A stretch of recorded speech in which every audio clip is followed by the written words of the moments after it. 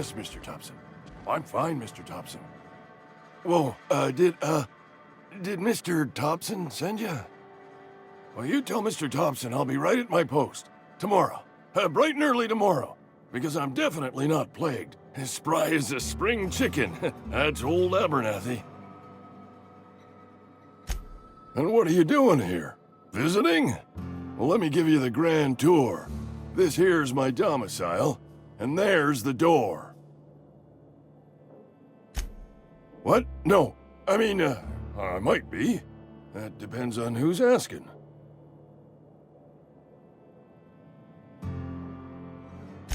Silas knows, doesn't he? That's why he sent you. That's why he wants me to pay up.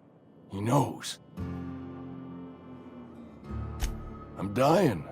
I'm not long for this world. The date of my expiration is fast approaching, and soon I shall be ushered through the great cannery in the skies. It's plague. Has to be. Silas knows. He knows I got one foot in my grave, and now he wants to charge me for the other one. You are? Oh, wow. First time anyone's ever told me that. I'll pay your fees. I don't want any trouble from Silas. But if you could see a way to freelancing for me, I could really use the help. There's a cache of anthracillin tucked away in the old community center. Powerful stuff. Stronger than what we got, anyway. I need you to break in, nab that medicine, and bring it back to me. You oblige me with your haste. I think I feel the plague spreading. Oh, Law, it's in my spleen now. I can feel it. Just keep your head down when you're in there. Marauders have taken over. Probably tracking mud all over the archives. I know that, but I got nobody else to turn to. Reed would have wrote me up. Constable would have locked me up and wrote me up. Could have gone to see the good vicar, but I never did find my courage.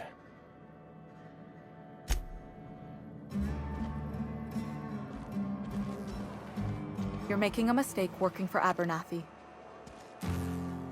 Excuse me. I'm Esther Blaine, Spacer's Choice Actuary. I overheard your talk with Abernathy. I hope you're not thinking about getting him that medicine. Abernathy is a well-known hypochondriac. Anthracillin is wasted on him. You're better off selling it to me instead. All I'm saying is Abernathy's worked in this town longer than some of us been alive. How do I put this gently? He's got a lot of cobwebs up in his attic. I probably shouldn't tell you. Don't want you implicated for what I'm trying to do. All right, here's a summary. A lot of sick people in this town, and we don't have the medicine to treat them all. Can't reach out to corporate without crossing a river of red tape, so I'm reaching out to you.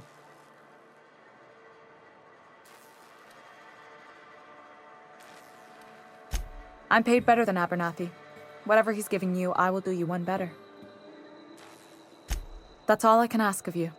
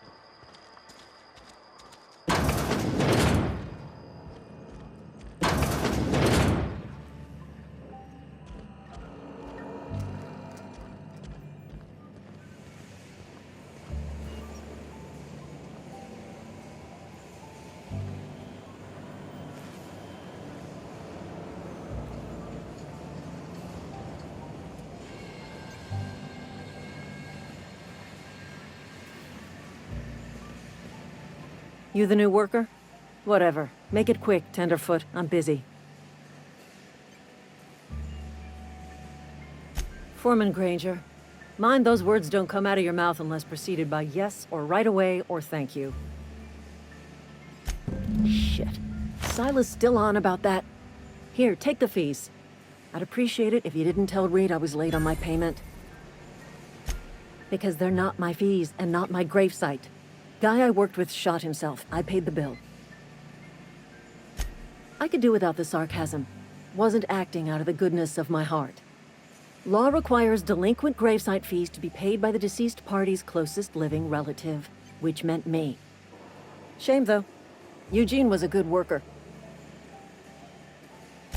Woke up one morning and put a round through his upper story. Can't imagine why. The kid was doing all right at his desk. We all thought he was an upstanding receptionist. Just between the two of us, I'm pretty shocked his weapon didn't misfire. Spacer's Choice handguns aren't the most reliable. Not half as awful as the bill Eugene left us with. Suicide's a crime. The legal term is irreparable damage to company property. What Eugene did to himself was vandalism. I'm plenty serious. In fact, I'm a little upset Eugene didn't think things through. In other words, Edgewater would have been penalized pretty hard. Whatever Eugene was worth as an asset, we would have had to pay out of pocket to Spacer's Choice. Well, excuse you. I'll have you know, Eugene was an asset to us all. May his atoms be commended to the law. All I know is Silas asked me for Eugene's gravesite fees, which means he was approved for burial, which means his papers went through, which means the town's in the clear.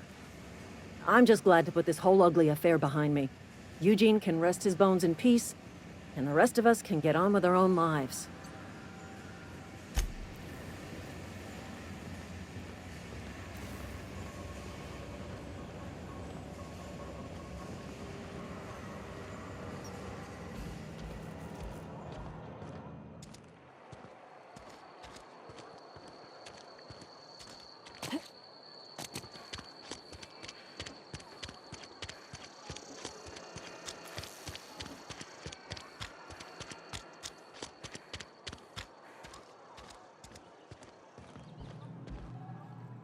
What can I do for you? Go ahead.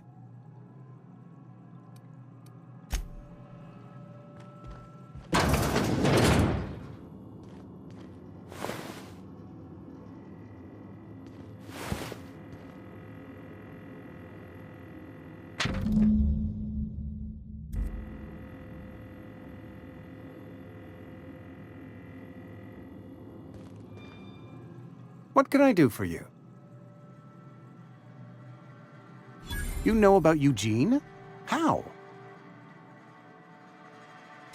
Then, you know Phyllis suggested selling off Eugene's gold teeth. I didn't approve of the idea then, and I don't approve of it now. Eugene's golden teeth were a family heirloom, representing 3 generations of poor dental hygiene. He took them to his grave. That's unthinkable. Eugene's body and all rare earth minerals contained therein are solely the property of Spacer's Choice. I can't ask Silas to dig up a man's body and pry a few teeth loose from his jaw just to pay my bills. Can I?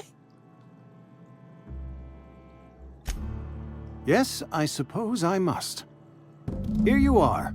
Gravesite papers affixed with my signature and an IOU.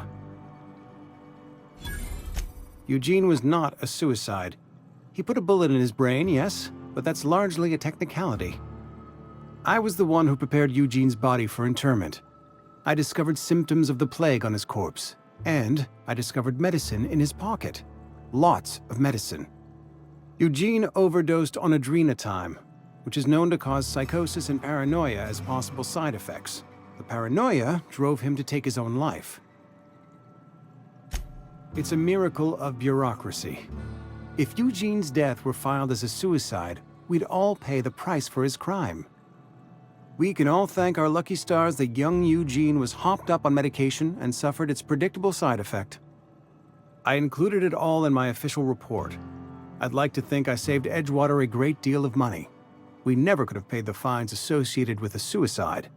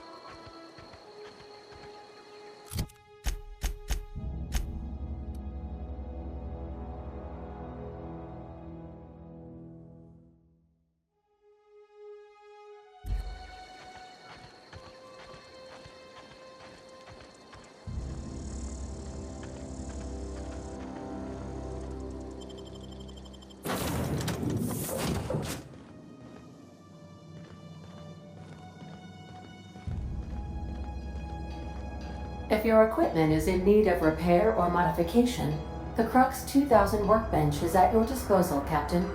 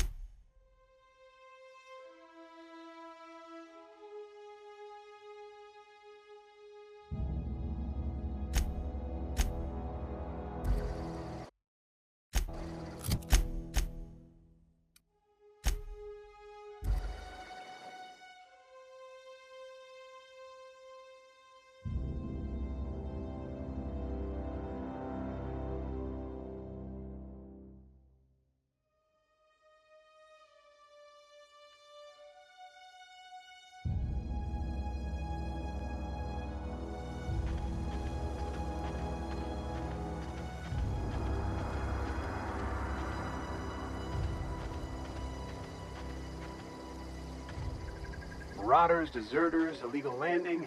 What is this colony coming to? This is gonna take a lot of paperwork.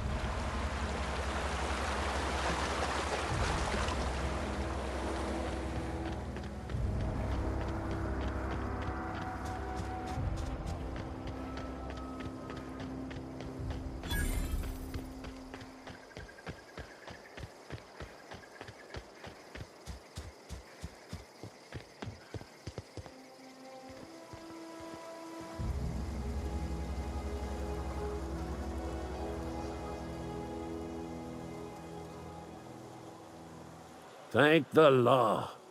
I've been requisitioning backup for months. Guess the boss finally came to his senses. You ever swung a truncheon?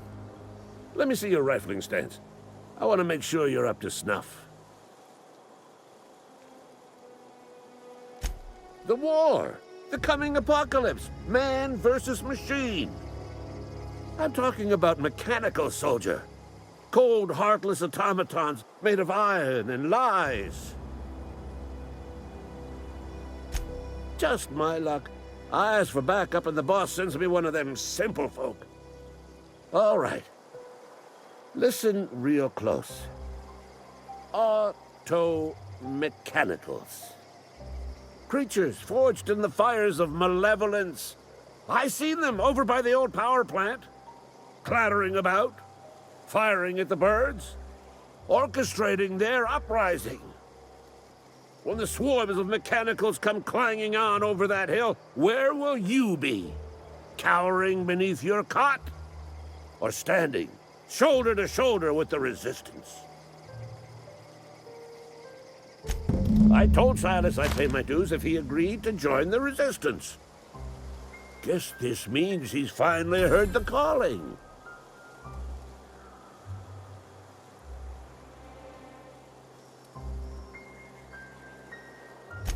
I've been gathering up a war chest over the years. Saltuna cans, mostly, some Spacer's chaw, few bit cards. I'll reward you for your aid. Enlistment fees? Yeah, I suppose. Wouldn't want to give the Resistance a bad name. They have sent a scout, prowling around the junkyard just behind our beloved town. This scout must not be permitted to return to its base of operations. Cross it off, then report back. Mechanicals got a weak spot in their midsections. I think the technical term is, the blue glowy square thing. Go on. I'm Ludwig Miller, Associate Security Officer for Transportation. Officially? Unofficially? Strictly between you and me. I am the only thing standing between Edgewater and total annihilation.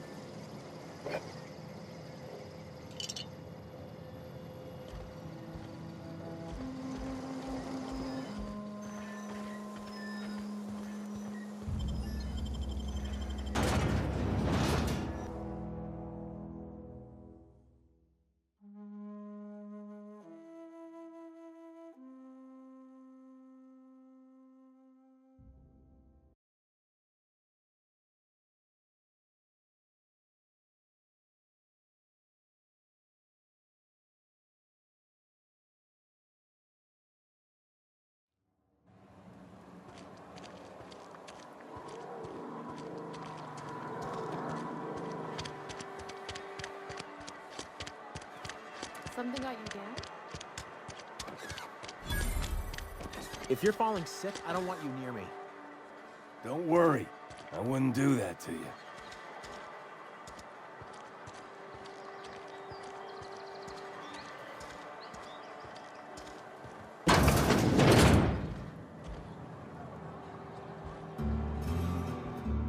It's not the best choice, it's Spacer's choice. And before you ask, I'm all out of deluxe salt tuna. All I've got is gourmet. Music to my ears.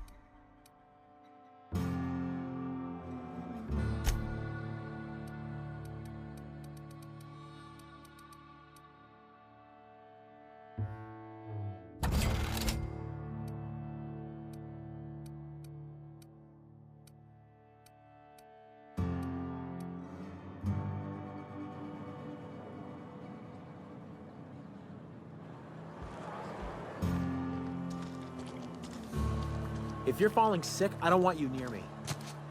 Don't worry.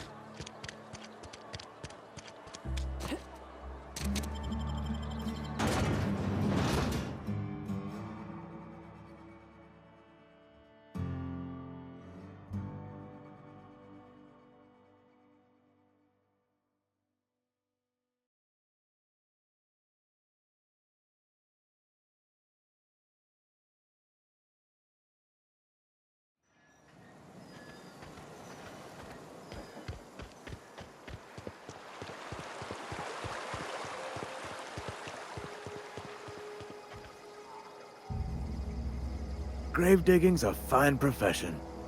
Always work to be had, and nary a word of complaint out of your clients.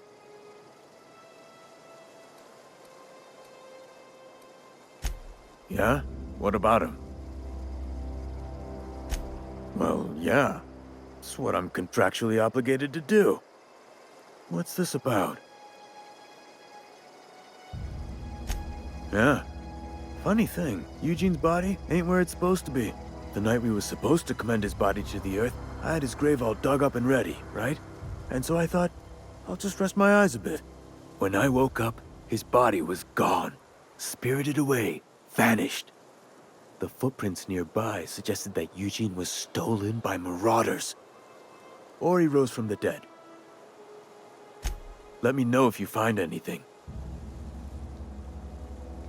You run into any trouble? Reliable work from a freelancer. That's gonna take some getting used to. And I'll buy you a drink sometime. Oh, suppose you've earned it. One good turn deserves another. Abernathy was sick? With the plague? That's disgusting. I shook hands with the guy. What? No. If I knew he was sick, I would have had him reported. I needed his fees because of his name. A, for Abernathy. He was at the top of my list, you see? Yeah?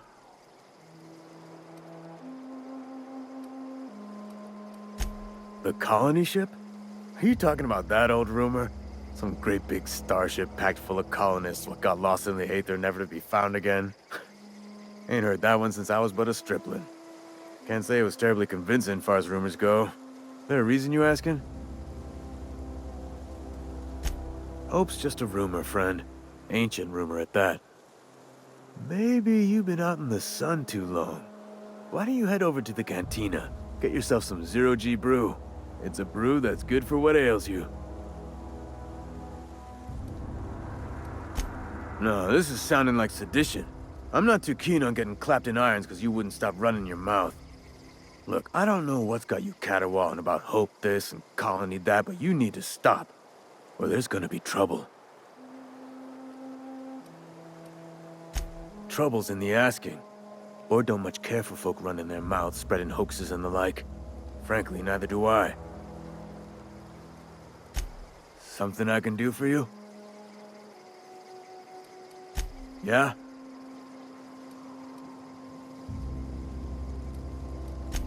Hang on, I'm doing some math in my head. 20, 30, carry the 1. All my life? Work's been real good to me. Fresh air, exercise. Only problem's the paperwork. Can't get anybody to pay their gravesite fees.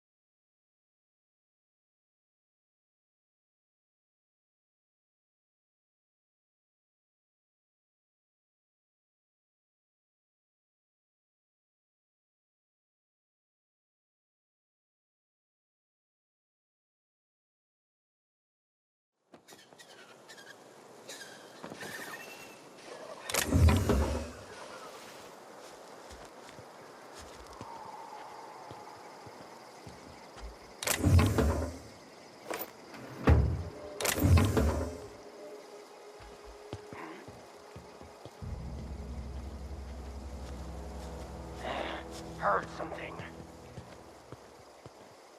Attack!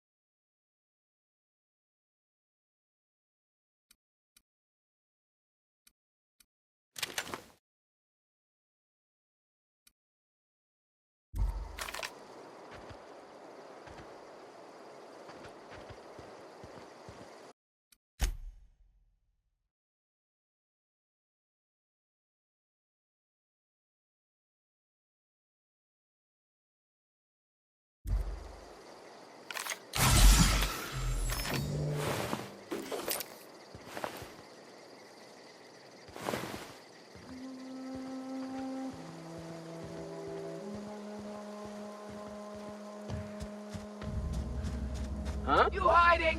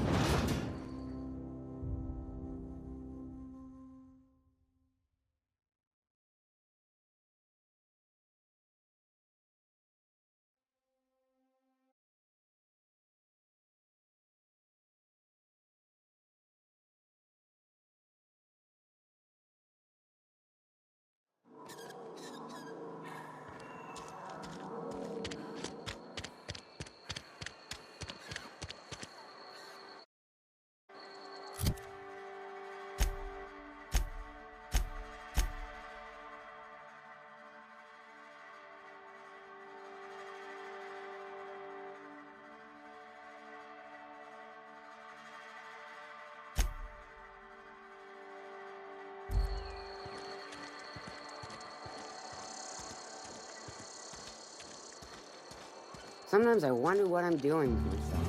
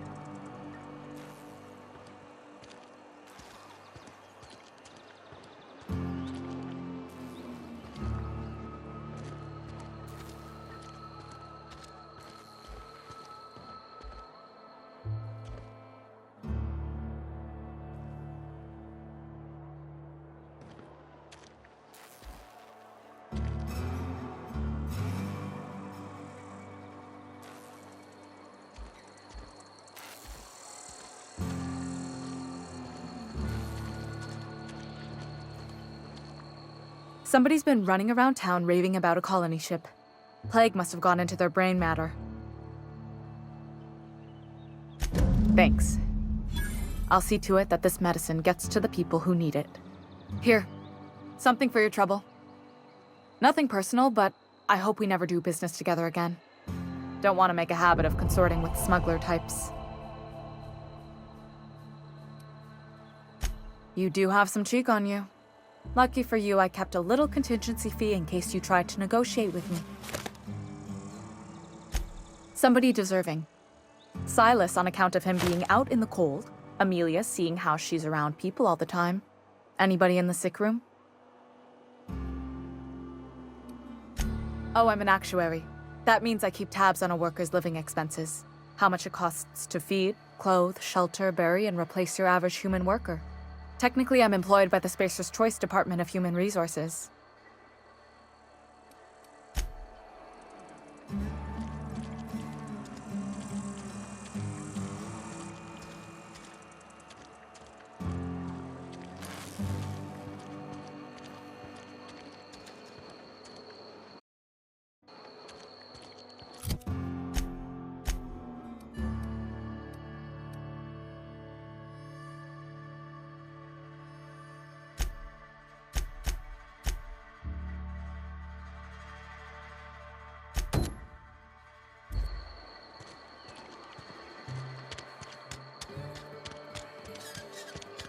I'm sorry. I'll just be a minute.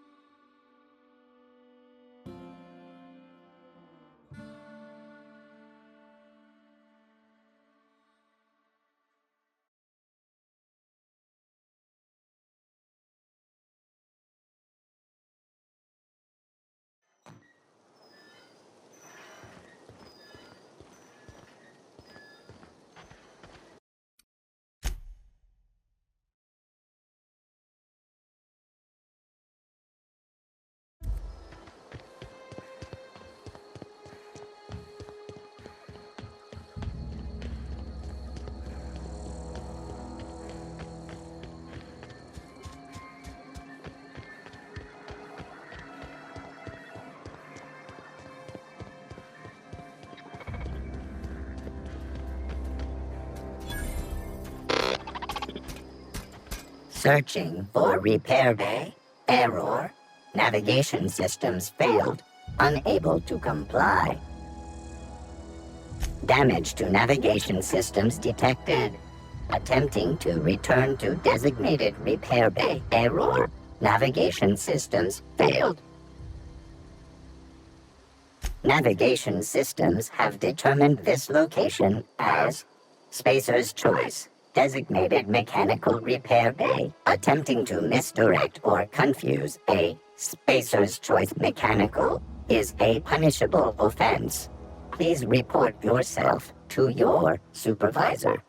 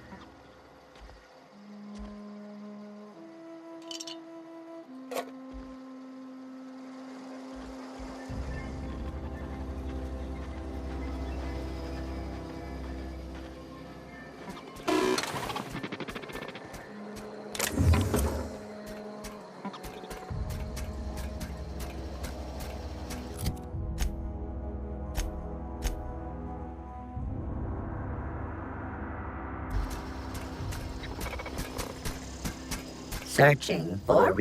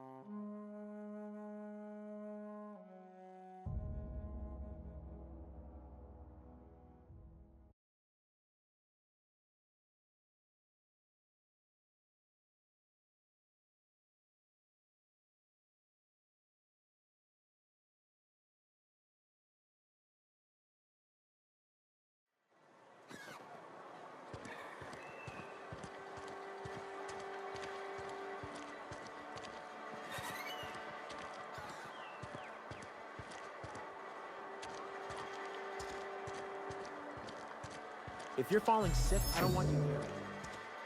Don't worry. I wouldn't do that.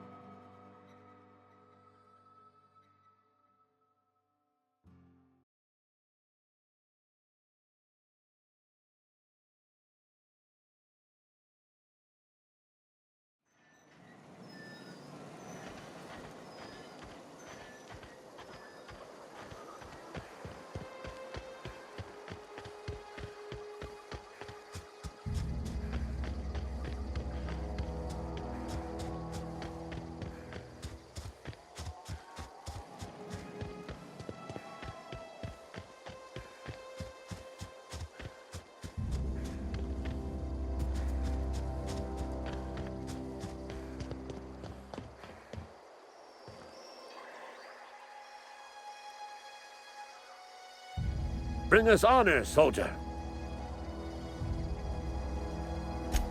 You beat that scout to scrap with its own legs? Pulled its optic cables out its head case? Actually, don't tell me. Rather use my imagination. You're a passing fair soldier, I will confess. But you are one, and the enemy is legion. What you need is an equalizer, a weapon to strike fear in their cold, mechanical hearts. Cantina, lavatory, behind one of the toilets. That's where I've kept it hidden all these years. Sharp, ain't it? The lavatory is the very last place a mechanical has need to enter. On the double, soldier. Don't want the bartender poking around in there with a mop.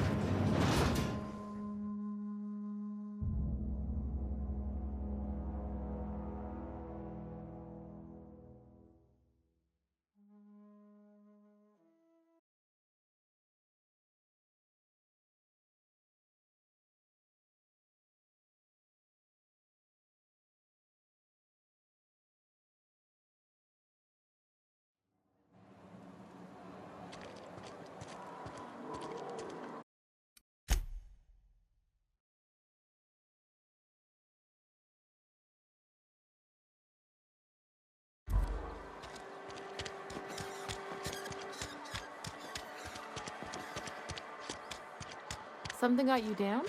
Nothing. Just don't want to fall.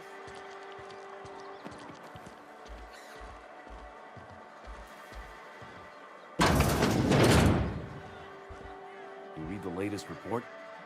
I don't know you. Amelia Kim, Spacer's Choice Beverage Dispenser. I don't know what you're about, but this here's a Spacer's Choice drinking establishment. We're all loyal, hard-working company folk here.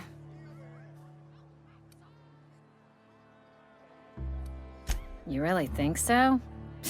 That's kind of you. I've been trying to keep the floors clean. You got no idea how long it takes to scrub the tiles. Guess I misreckoned you. Sorry about that. I didn't mean to be curt. We just got some problems lately. I can get you a drink if you'd like. Gotta ask you to enjoy your beverage within the premises, though. Can't risk you bringing a drink over to those deserters. You understand. Coming right up.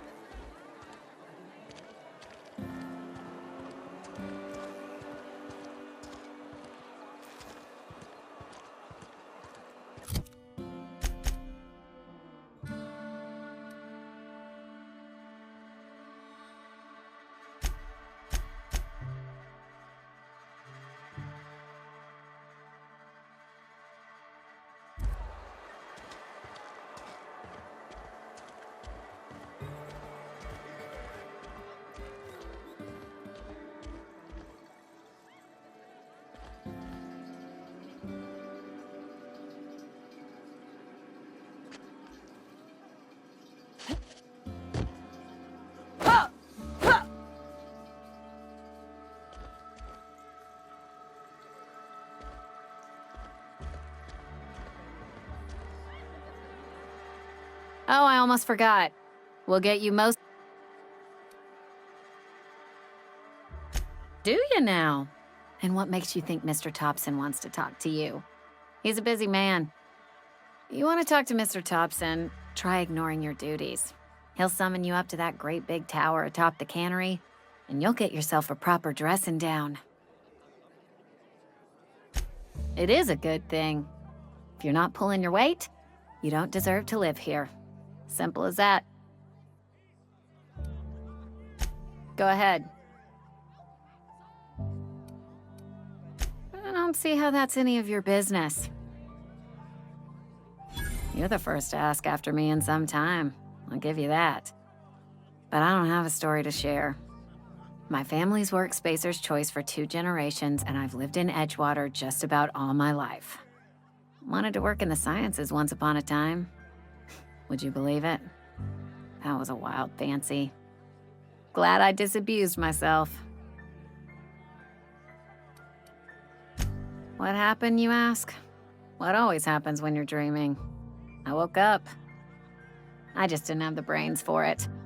Asked too many questions. Wasn't suited to the work. So I did the right thing and worked the life I was always meant to live. Now that I'm behind a bar, I can ask all the questions I want. Important ones. Like, when are you gonna pay your tab? And would you like another round of cold, refreshing 0G? Don't talk to me that way, please. Spent many years disabusing myself of that notion. Don't need you putting it back in my head. Lab work ain't for me. Never was. Never will be. Spacer's Choice put me where I belong, and for that, I am grateful. They did. They gave me a life, gave me a purpose. This is where I belong. What's wrong with that? It's good, honest work. Pots and pans don't scrub themselves.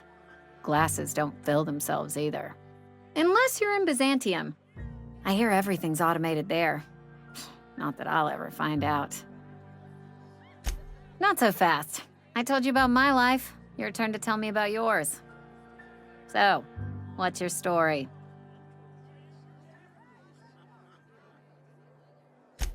That right? Prove it. Oh, I know that serial drama. They were playing it just the other night. What was it called? The Last Spacer? You're right. I don't believe you. I'd advise you to keep that story unsaid. Don't want people thinking you're a loon. Ugh, is this the start of a joke? If you want me to laugh at your jokes, it's a 3-drink minimum. Coming right up.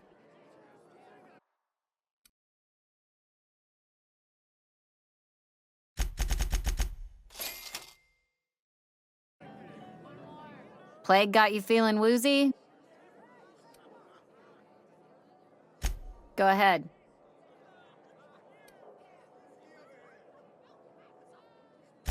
Suppose I did. Ready to talk about it? What's there to figure out? Stands to reason you work for a company. You ain't Spacer's Choice. Could be you're with Auntie Cleo. You're one of those freelancers, then? Running about Halcyon, selling off your loyalties to the highest bidder?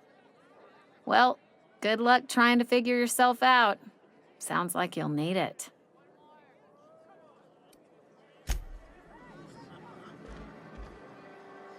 Somebody's been rambling. Somebody's been rambling about some colony. Never seen you here before. You a visitor? Welcome. On behalf of the Spacer's Choice family, let me welcome you to where am I again? What? No, I'm Winslow, Lester Winslow. Says so right on my permanent record. I am in no condition to do any work. Not so long as my injuries trouble me. Yep. Got my mid stuck in a rotor wheel. Shredded my wrist up real good. Conrad went and sewed up my hand, but I couldn't do much about the pain. Boss was real generous to me, though. Got myself a 5% discount on 0G brew. After the second bottle, the only pain I feel is emotional. Oh, you can say that again. The Spacer's Choice family is the only family I'll ever need.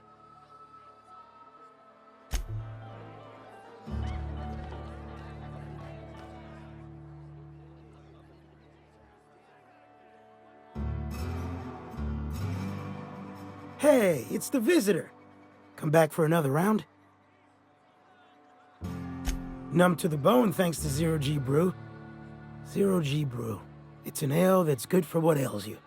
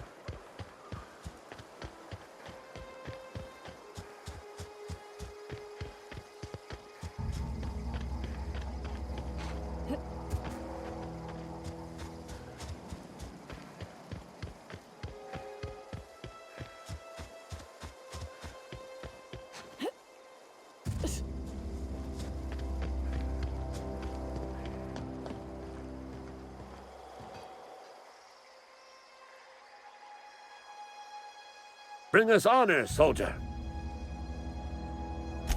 Feast your eyes, soldier.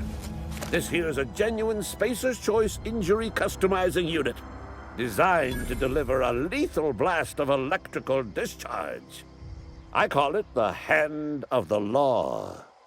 You ever want to see a mechanical flailing around like a grounded fish? You stick a couple thousand volts in its guts. With compliments from old Ludwig. Fun. This ain't some quarterly performance review, soldier.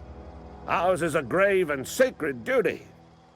Time's come for you to journey down into the black heart of the enemy's camp. I'm talking about the old geothermal plant. Unfortunately, the old plant lies outside my board-given jurisdiction. You'll need to get a passcode from the boss, Reed Thompson. I need you to get us the brain of a mechanical. Well, not exactly a brain. Anatomically speaking, what we're looking for is a logic module. If you die horribly, I will pour out a can of Zero G to your memory.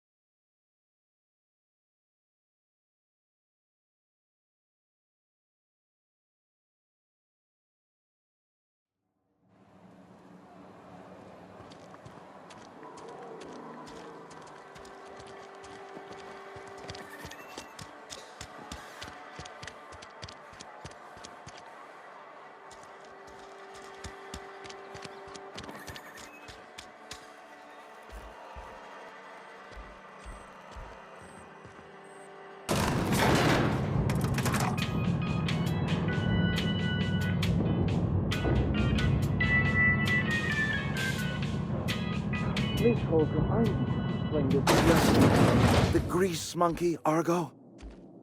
I'm sorry, Mr. Thompson, sir. You asked why it's taking so long to fix. The answer's technical. Seems we've got a guest. Really now, Parvati, I do wish you'd spoken up. I do apologize. I was given no forewarning of your arrival, or I might have welcomed you at the gates myself. I'm Reed Thompson, Outpost Administrator. I cannot help but notice you are not in uniform. Yes, so it dawns on me. Seems I allowed my excitement to run away with my wits. Been a few seasons since we've had a visitor pass through. Only regulator we got is hooked up to the town transformer. Mr. Thompson ain't liable to be keen on dismantling it. I beg your pardon. I am most emphatically not keen on any such thing. I can't let you have our power regulator. But I happen to know of another one. And I happen to know exactly how you may retrieve it without frying yourself in the process.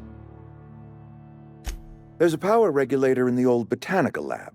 It's mostly abandoned, so all that power is being squandered. Go down to the Geothermal plant.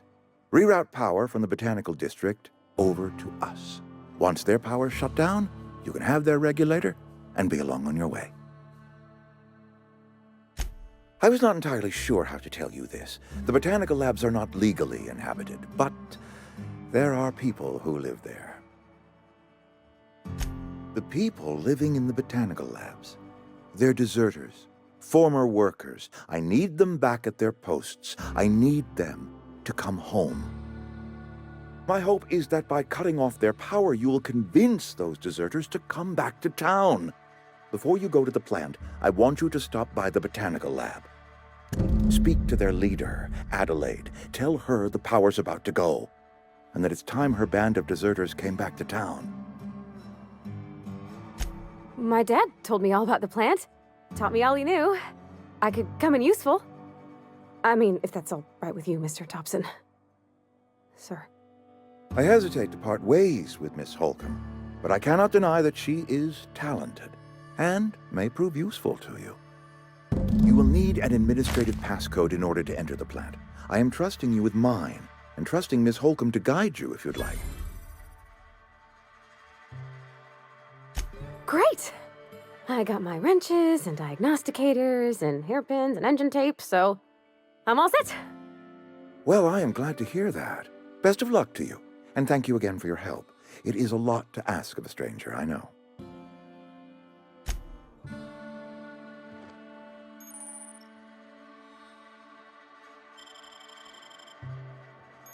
We better clear out of Mr. Thompson's office before we talk.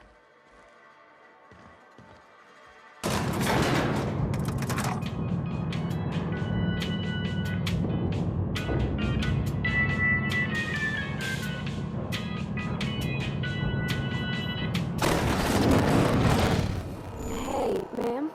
Can we talk? Sorry. Can we talk? Sorry. You just want to get out of here. And you likely don't want to tag along like me. It's just, Mr. Thompson has his own view on matters, on account of it's his job and what all, but that's not the only side of the tale. To Mr. Thompson, a person's a gear. It does its job quiet-like. If it squeaks or stutters, it gets replaced. The deserters are decent folk. I knew some of them before they left. Life's hard here, especially for them that don't fit in so well. We're one big Spacer's Choice family, but every family's got the one the rest whisper about. Mr. Thompson's aiming to take away their power. They'll have no lights to see, nor heat to cook. They'll be at the mercy of marauders, or worse. I think you should talk to the town's vicar about it. Max, his name is. Thanks, ma'am. I just think when you gotta make a decision that'll hurt somebody, it's best to think on the right and wrong of it. That's what my dad used to say anyways.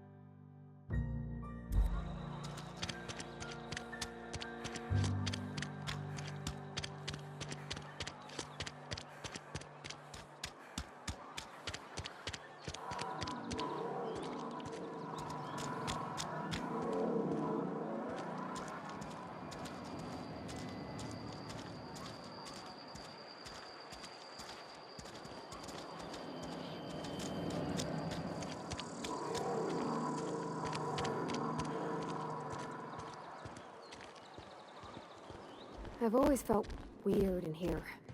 It's too clean. Yes, what is it? You're an outsider. Fantastic. Vicar Maximilian de Soto at your service. Or Vicar Max, if you're the sort who prefers brevity. And Ms. Holcomb as well. How rare to see you out. And with a complete stranger. Curious. Just tagging along, Vicar DeSoto. Don't mind me. I so rarely get new people to talk to. Name your poison, anything at all. Spiritual counseling? This season's tossball predictions? The quickest way out of town? What? I thought you would talk to him. You wanted to speak to me, Ms. Holcomb? Every time I've tried to engage you in conversation, you look at the floor, answer in single words, and slink away. I can't imagine what would be so grave as to drive her to my mission. What has Mr. Thompson asked you to do? That seems well within your expertise. The way we do it's by cutting off power to the others. The ones who left. Adelaide McDevitt's encampment. I can see why that troubles you. Miss Holcomb has a soft heart. Always has, if you believe the talk. Assuming your goal is to save as many as possible, then you should bring everyone together. Send the power to Edgewater and convince the deserters to return to the fold. Not if things are left to stand as they are. If you don't mind a bit of unsolicited advice, be cautious on your way to the geothermal plant. It is not as safe as you might assume. One of the reasons I transferred here was to fulfill my duty in hunting down banned heretical texts. I happen to know such a book is, as we speak, tainting a collector's library in Emerald Vale. However, the collector's residence lies outside the town's walls. My retrieval efforts have been thwarted by marauders who have overrun the property. Should you fare better than me, I'd pay a handsome sum for the book. It's a handwritten journal, a faded blue cover with the name M. Bakonu handwritten in the lower corner. I'll mark where I saw it on your map. Assuming you're serious? Thank you. If you retrieve it, you can always find me here. Any progress on that matter we discussed? Please.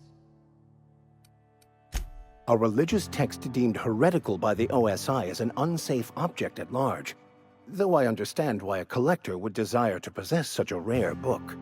Because I'm also a collector of books. Rare things in this colony. Appreciation of the written word outside monthly periodicals is virtually unknown here. I've never seen you before, and there's been no paperwork indicating a transfer. Half the time it's wrong, but a new worker without paperwork? Unheard of. Also, you lack the distinctive worker gaze.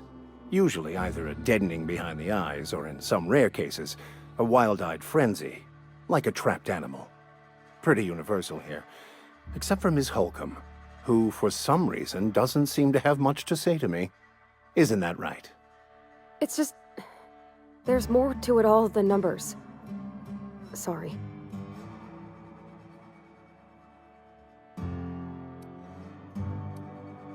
Oh, nothing could be further from the truth. I'm simply bemoaning the level of spiritual awareness in this town. Yes, but there are few who hear me in this miserable place. I must double my efforts to elevate my flock. These are good, hard-working people here. Yes, and thank you for pointing it out. It is wrong of me to succumb to distress. This place could be so much more, and I will continue in my quest to make it so. They who are not satisfied with their work are satisfied with nothing. No? How about, work fortifies the spirit. True exhaustion awaits idle hands. The OSI teaches that the Grand Architect set a perfect system in motion at the beginning of time. Contentment is found by accepting one's role in that grand plan. The Order of Scientific Inquiry, also known as scientism to the layperson. You don't talk to the Grand Architect. Once the universe was set in motion, it stepped back. It has no concern for us. We will eventually decode the plan and all its intricacies. Once we are able to deduce the properties of every particle in the universe and its trajectory, we will know everything. The future, the past, each person's place within the plan, all will be laid out before us, removing struggle and bringing peace. No one will ever need question their path again. Some even believe this ultimate knowledge will unlock mankind's true potential, and we will all become akin to grand architects ourselves, after a fashion.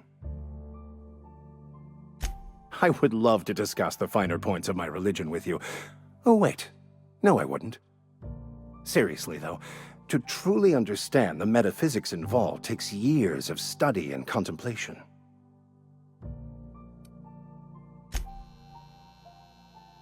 Any progress on that?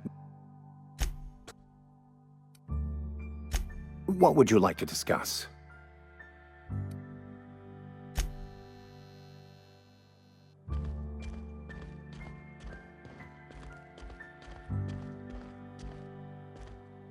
Hey.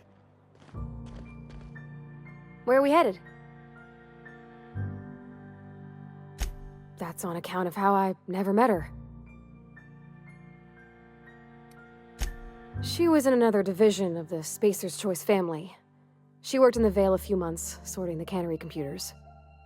Her contract said any kids she had, expected or not, belonged to her office from the time of conception.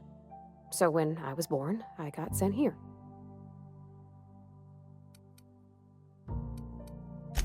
Well, I don't know about normal. Dad said she worked under some kind of special contract. It's sensible. Dad just fixed machines. She did some kind of crazy math, high-level stuff. Better to raise me on his time than hers. You mean about the mission being too clean? I know, but Vicar says the universe is a machine, that it runs by law. Real machines have gunked up oil, scratches, and worn bits. You can tell they've seen handling, been used by folk. The machine Vicar sees is one ain't never been run. It's not for people to live in. It's something on a museum shelf, under glass. Fixing the universe is a job for somebody way better than the likes of me.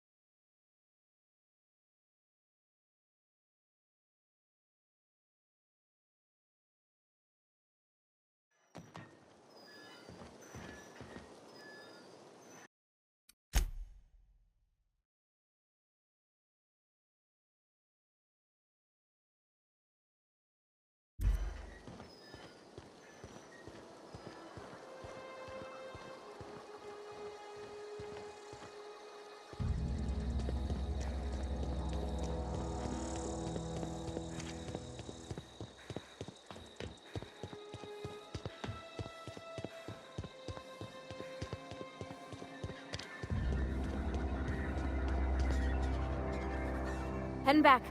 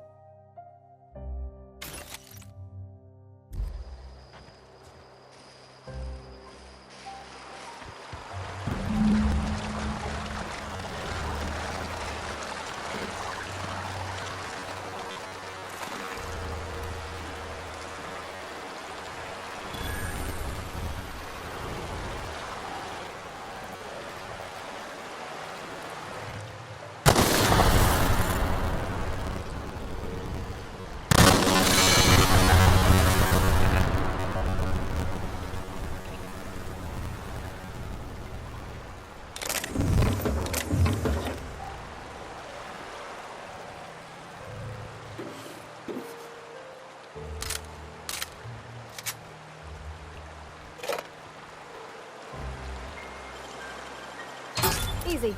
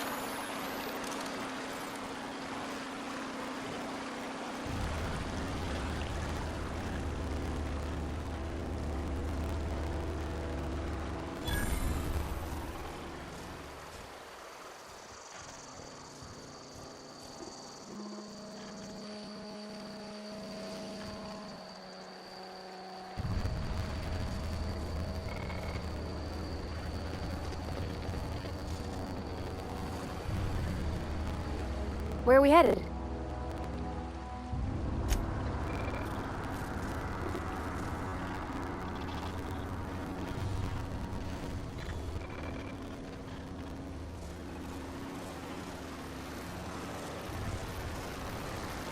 Processing performing.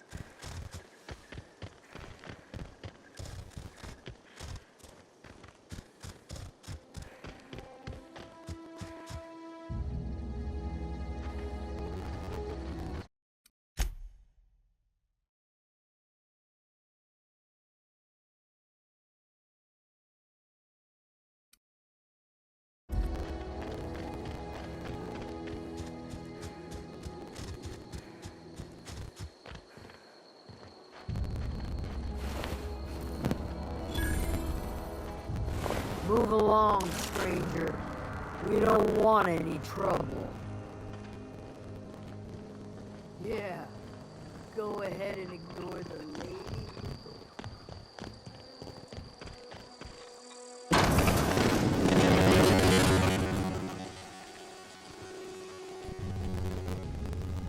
If you're hungry, there's meat turning on the spit outside. If you're bearing illness, find a place to lay your head down and I'll fetch you a poultice.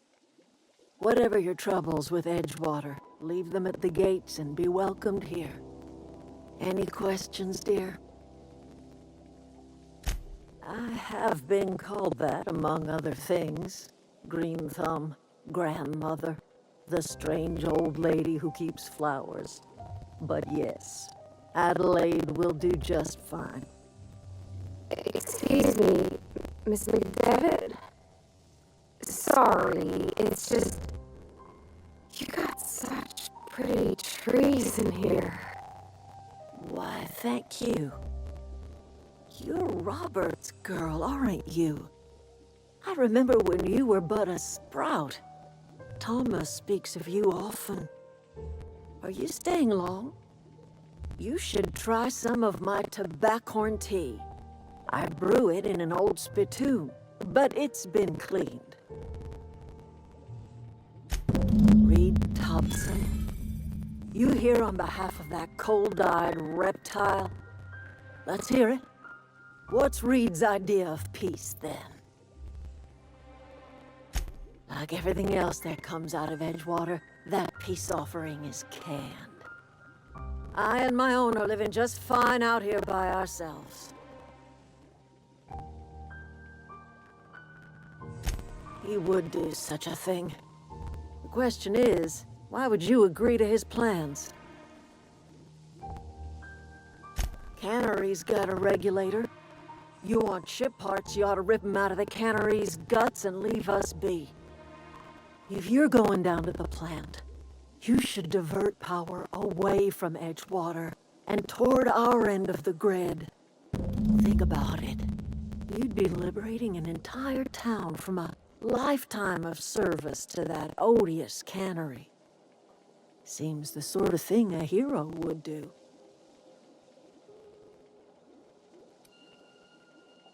You've seen that miserable excuse for a town with your own labs. Hollowed out workers laboring their lives away at the cannery, living off whatever scraps Spacer's Choice throws them. You know that's true, don't you, Ms. Holcomb? Your father died of overwork. His heart gave out. He was tired all the time, sure, but he was old, ma'am, and he raised me all by his lonesome. Look what they did to this child. Lost her family to the company, and still she defends them.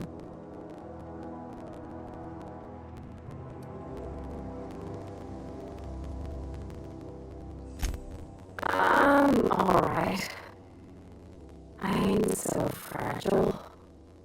That was unkind of me. I'm sorry, dear. It's not much of a living. Every single person in that town has sold themselves to Spacer's Choice. The company owns them. Body, blood, and bones. You've been there. You've seen it. All anyone ever does is toil over a cannery. They give their lives for some heartless corporation, and then they're tossed into a Spacer's Choice brand cemetery. Life in Edgewater grinds to a halt. The cannery shuts down, workers desert in droves, and our own little camp grows and thrives. I trust you will listen to your conscience. Anything else I can do for you? That's not strange at all, dear. Few of us truly know where we are. The world can seem like a forest without end, and it is all too easy to lose one's way. But we must remember that being lost is the first step in discovering yourself. This is the old Botanical Lab in Emerald Vale, on Terra 2. By the look on your face, I'm guessing you're not quite following me. Are you not feeling well? Ought to lay your head down if you're running fever. Are you talking about an escape pod of some sort? Where did you say you were from? I could do without the mockery. If you don't want to tell me where you're from, that's fine by me.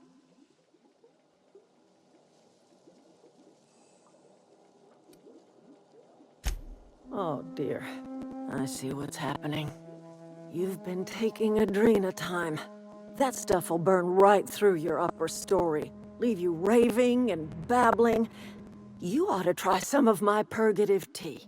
Won't cure what ails you, but it will distract you for a spell. I'm listening. I am getting old, you know. These two lamps of mine are not as bright as they once were, or I might have seen you for what you are. My dear, we are all visitors in a momentary universe. Our lives flicker in and out like the guttering of a flame. Here now, then gone. Me and mine are just carrying on as best we can, trying to live our lives in a way that does not feel wasted. A little prattling never hurt anyone, dear. You might even catch a little sense, if you listen close enough. I can't stop you from conducting your business down at the plant. I just want you to know that if you take our power away, you will have brought an end to our way of life.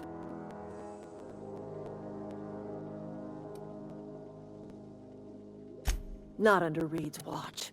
He and I would come to blows within a day, and he would never tolerate my tending to a garden. This is my home. It will be my home even if Reed cuts our power. Simple as that.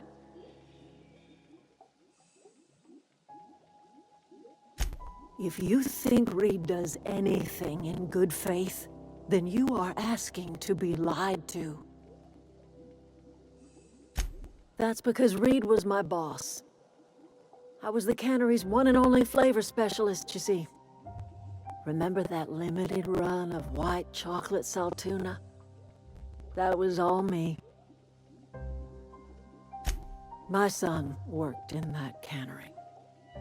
When the plague started coming, he was one of the first to fall sick. We had a store of medicine locked away, but Reed refused to treat him. Said my boy didn't deserve treatment. Said the medicine would have been wasted on him. So I buried my boy in the cemetery, gathered my belongings, and left. That's as much of the story as you need to hear. I could not possibly care less if he does, but you're surely welcome to ask him.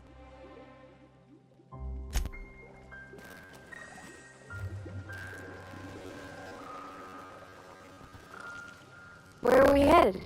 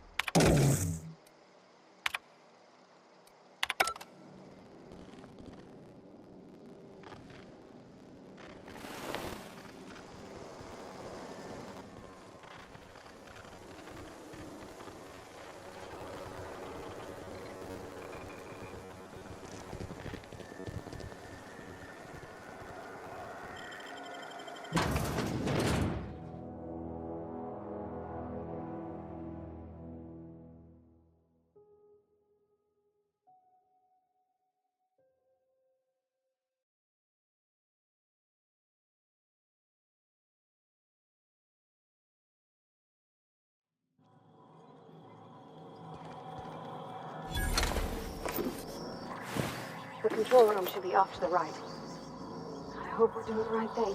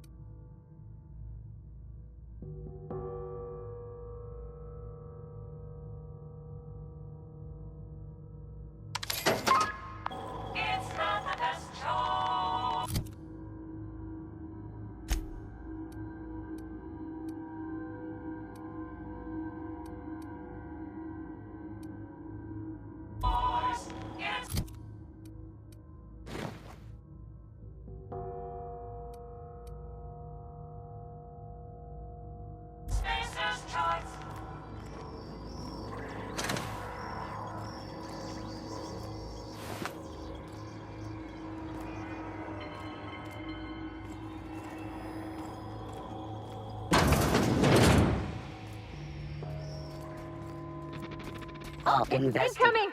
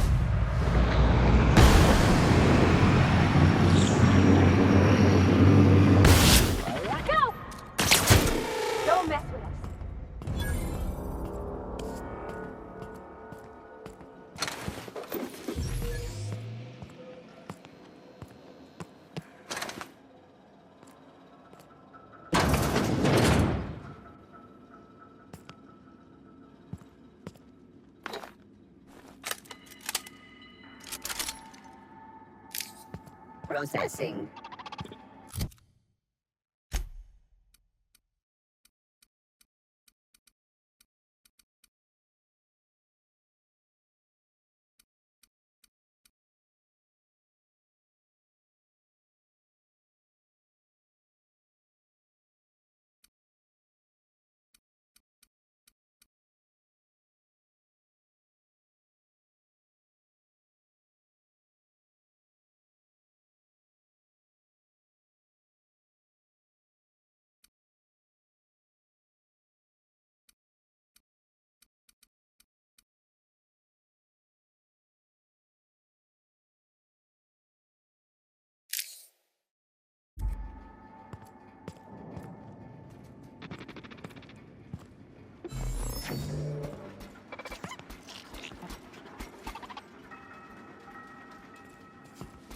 Alt.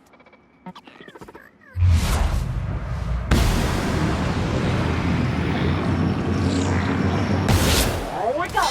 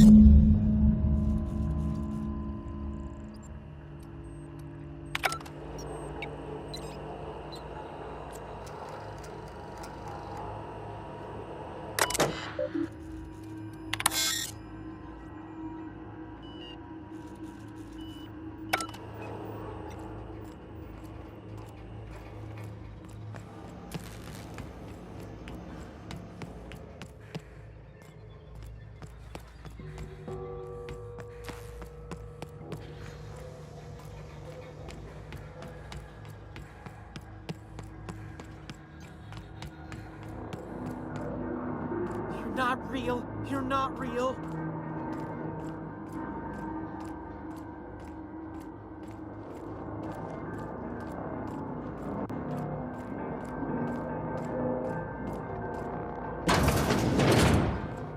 Get away!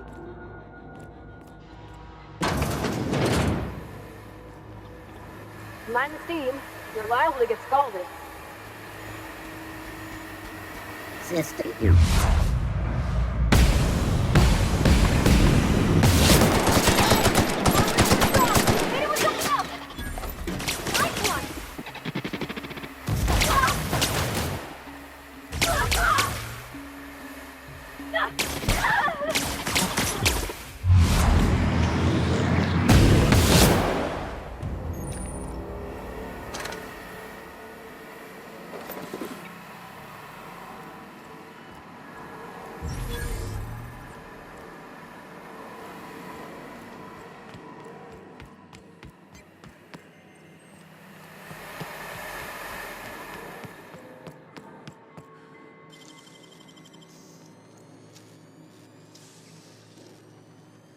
Nicely done.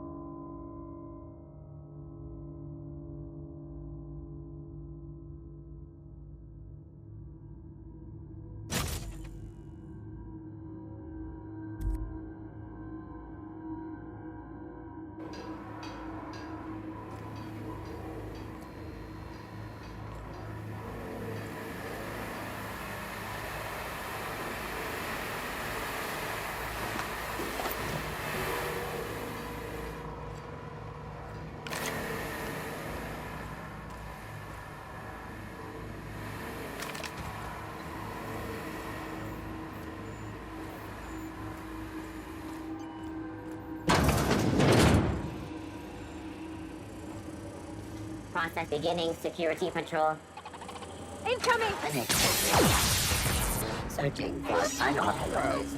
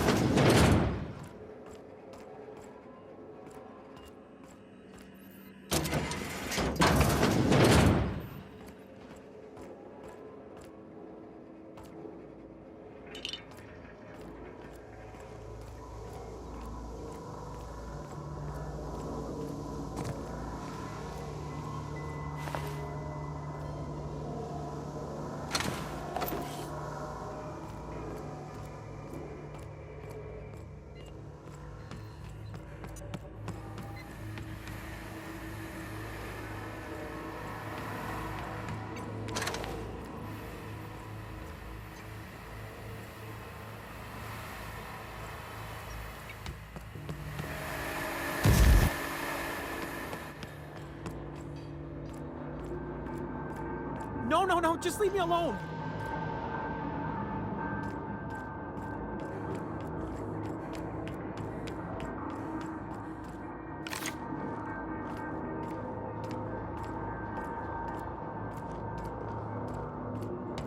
Go away, Phantom.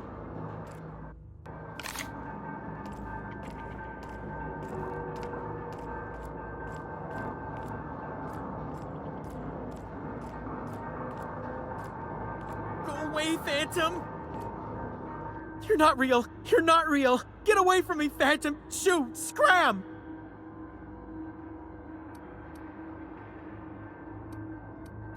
You can talk? The Phantom's never talked before. I knew I shouldn't have eaten that sprat raw. See, Higgins? This is why you must always boil your sprats before ingesting. Of course. Do excuse me. I experience brief flashes of mania during which I am visited by the phantoms of my imagination. Chester D. Higgins. The D stands for definitely not insane. I use it as a reminder.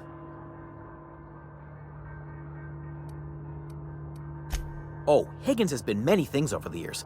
Sprat Wrangler, Saltuna critic, Aetherwave personality, chairman of the board, galactic defender, Sisty Pig tycoon.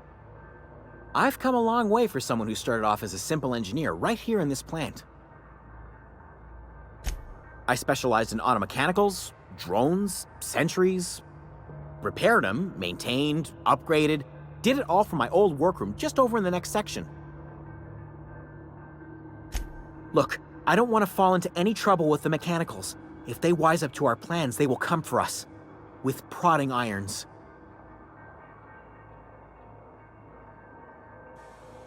You know, you remind me of myself back when I was an intergalactic adventurer. I discovered a flaw. Their hostility levels were hardwired to maximum. There's no changing that, but you could rewrite their targeting protocol so they attack each other instead. Yes, that's exactly it. I see you're also versed in the noble art of mechanical engineering. There's a behavior control terminal in the other room. It should have options to change how the mechanicals act, including whom they shoot at. Oh, that reminds me. You'll need my passcode to access the behavior control terminal. Here, let me just write it down for you. The tail. Definitely start with the tail. If you're feeling adventurous, the ears are a particular delicacy. Jimmy'd opened the vending machines. That lasted a good couple of months. Eventually, I had to resort to more unconventional means of filling my insides. Mechanicals lost their bolts. Opened fire on anything that moved. It was pandemonium. I was on cleaning duty at the time. My old boss had me scrubbing pipes when the killing started. So, as usual, I missed out.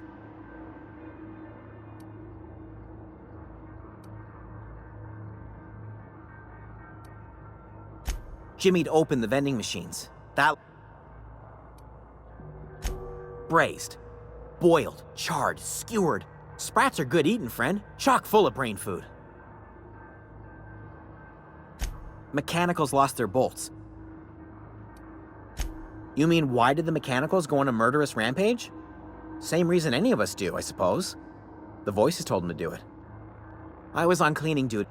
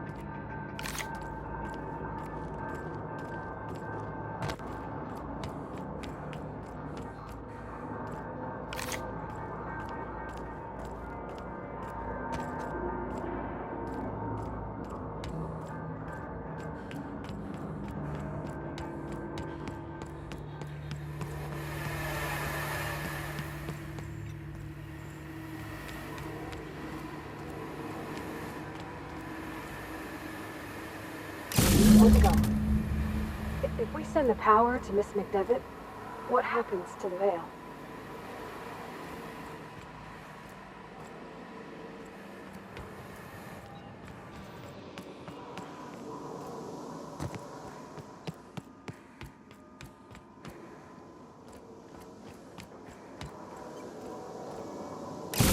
The last.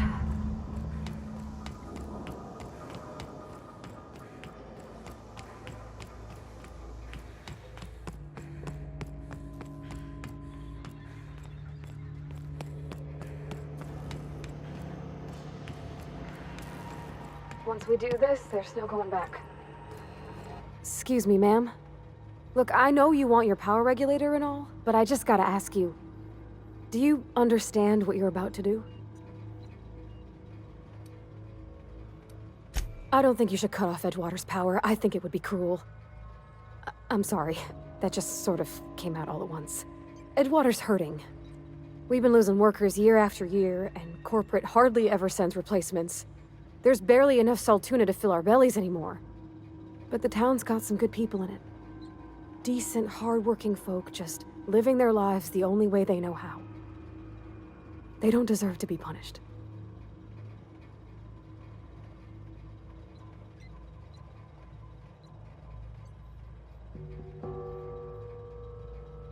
Sorry, I didn't mean to babble on like that. I felt like I had to say something.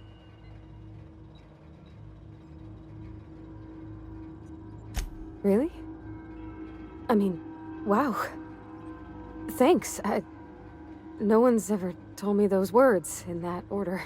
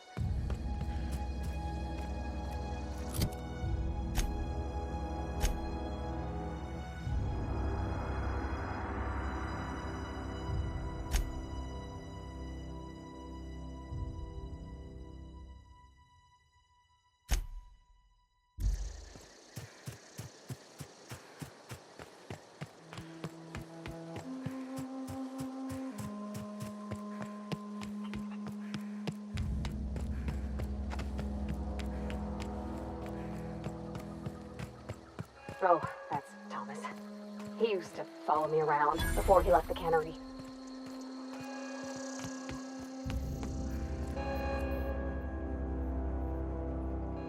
That's the thing about growing old. Your eyes start to fail.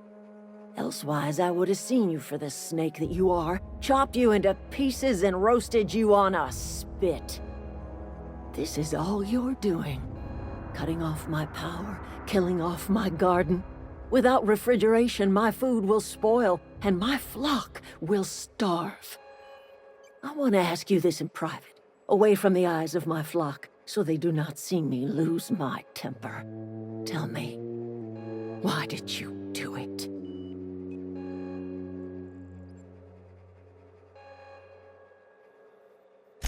You want my flock wasting their lives in that cannery? Fine. Go and talk to them. Go talk to Grace and Thomas. Look them in the eye and tell them their life here is over, and the only thing left to do is go back to Edgewater. This is now your responsibility. And you tell Reed Thompson that I will never return to Edgewater. I would rather die among my flowers than live under his management.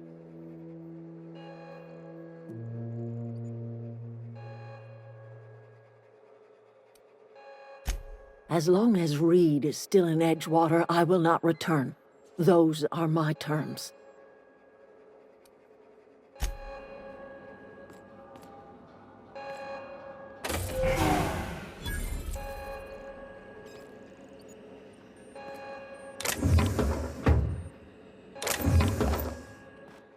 What do you think you're doing?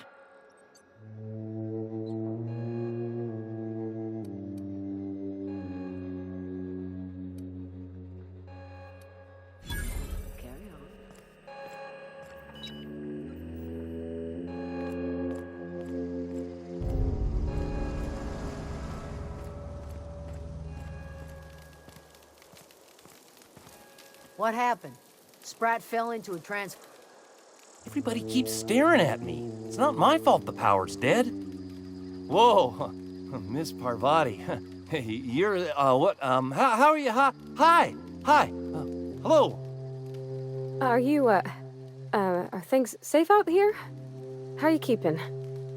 Great, just great. I've been trying to keep stuff running, just like you. Only I'm not so... Wait, they didn't kick you out, did they? Oh gosh, no. I'm just along with this lady here. I seen you wandering around here. You don't look like you're coming from town. Sorry, I've been, well, lying. To everybody here. Camp thinks I'm a mechanical genius, but I couldn't fix a busted chair. I'll take all the help I can get. I set my mind to learning the craft of the engineer, you see. I want to make something of myself. You ever heard of the Young Spacer's Guide to Mechanical Engineering? Comes in a set of 3. If I had my hands on one of those data pads, I could teach myself the ins and outs. Those are good. My dad kept a copy with him when he was working in the cannery. I know the old community center kept a copy. Should find another one back in town. If you could find me even one of those pads, I'd be greatly obliged. No kidding! Really? Well, which one? Look at that! Building a computing machine out of Spectrum potatoes, a primer. I'm just glad it survived all these years. I appreciate you going through all that trouble. In fact, I put aside something special, on the off chance that somebody'd search out those data pads for me. Sure, I'd be glad to take them off your hands.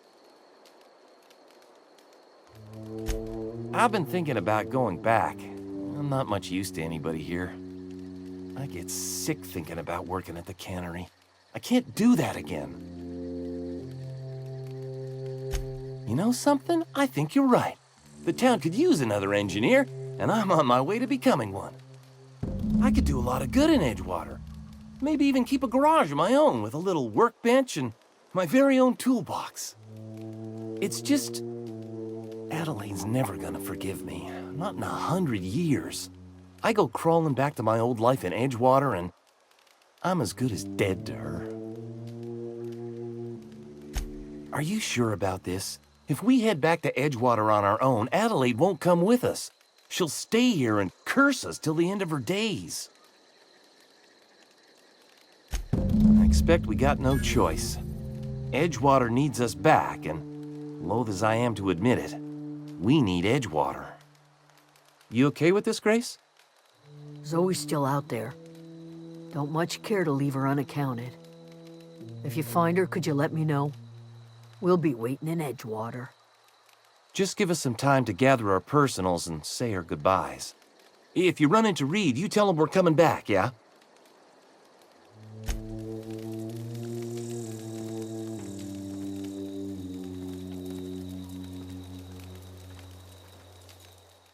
Back to the old cannery, huh? Don't know what else I expected. Yeah, Zoe. She's been gone a while now. I go looking for Zoe, I leave the camp undefended, seeing as I'm the only one of us who knows her way around a gun. Hence my dilemma. It's not like Zoe to go wandering.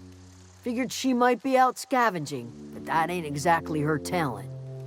Can't imagine where she's gone. Vale's a wide place. She could be anywhere.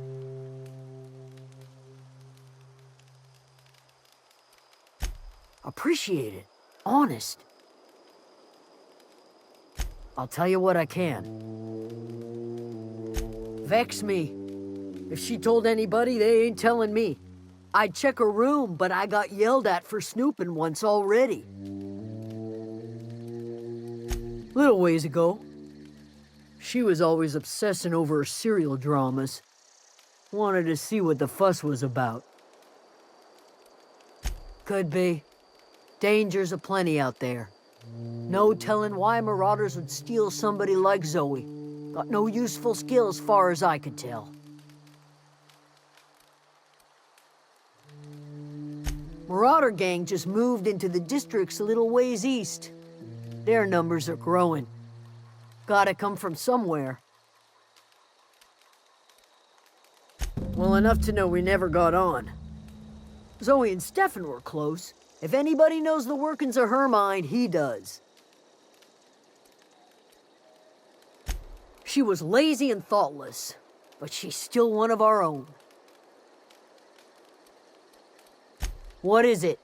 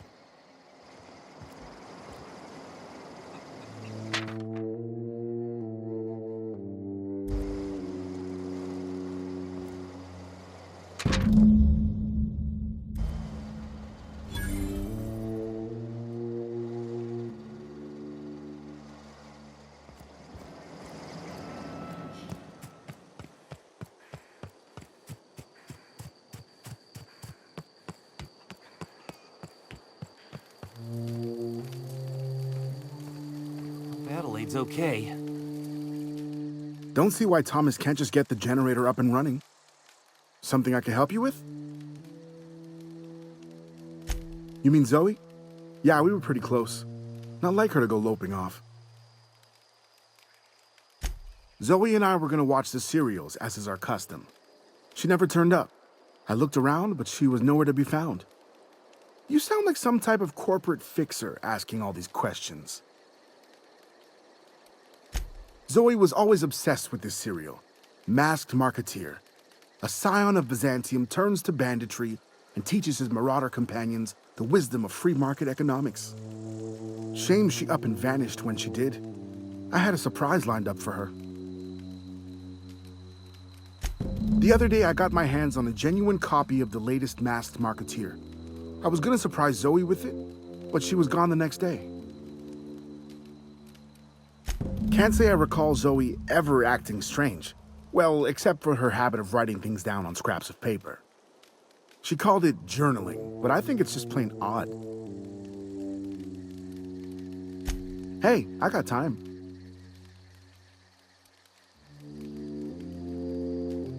Nothing.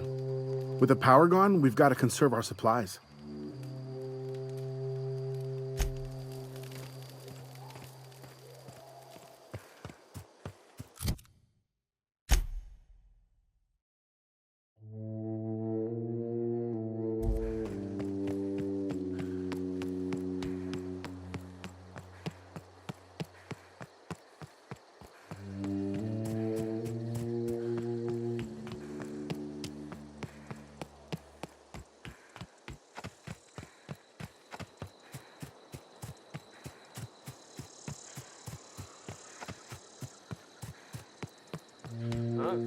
This'll be quick.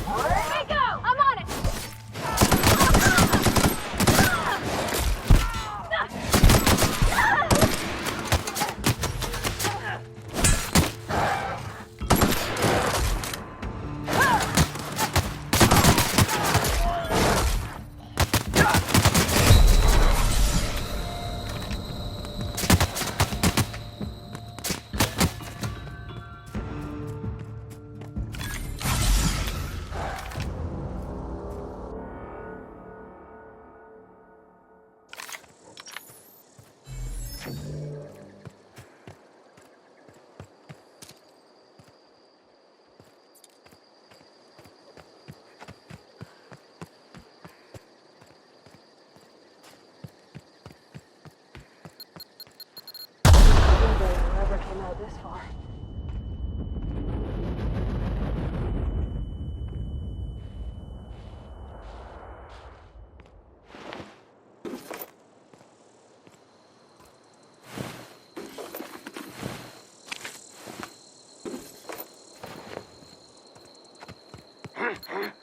Hear that? Always wanted to say that.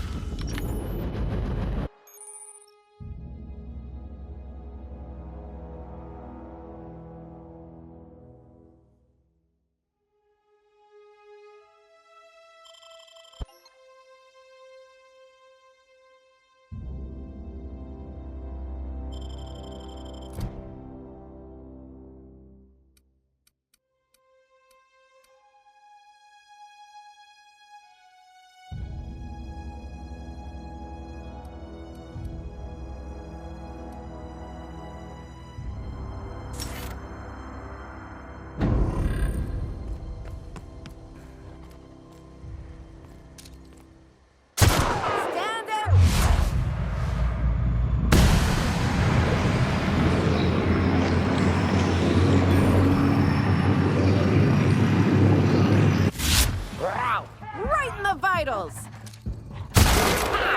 Right in the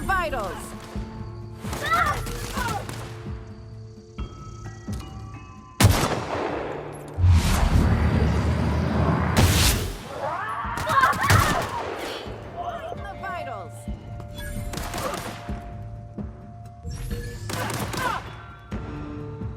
Attacking!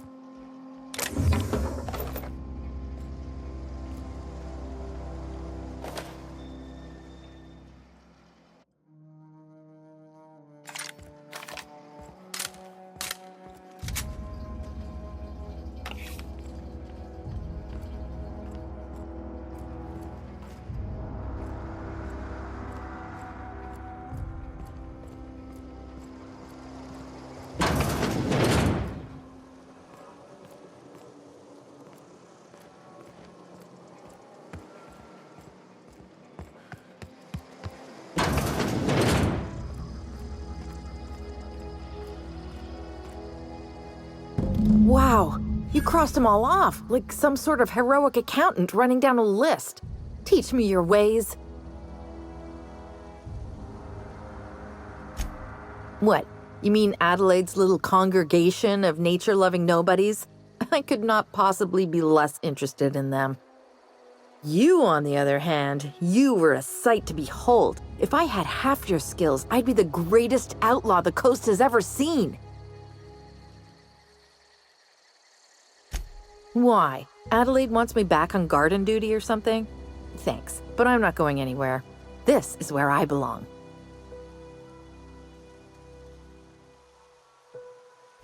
I doubt that. Nobody in that camp really cared about me. Yeah, I suppose you're right. Also, he could carry on a conversation, unlike these hooligans. I'll take my stuff and head on back, I suppose. Grace is gonna be glaring knives at me, so I've got that to look forward to. I'm great at clarifying. No. I insinuated myself into their company, see? And they didn't seem to mind one whit. I may have bartered them a few boxes of Adrena time, but yeah, I'm sure that's got nothing to do with it. I don't know. The vital processes that constitute the miracle of life are mysterious and unknowable. Oh, you mean around these guys? The Marauders wouldn't hurt me. They love me. I'm practically their queen. Yeah, must be my natural charisma. I got kicked out of Edgewater on account of falling sick with plague and stealing some medicine to treat myself. I'd heard some outlaws set up camp in the Botanical Labs. I decided to throw in with them, seeing as I always wanted to be an outlaw myself. Instead, what do I find but a bunch of former workers camped out around a greenhouse? I couldn't just go back to the cannery, so I was stuck with them. I've got all the time in Halcyon.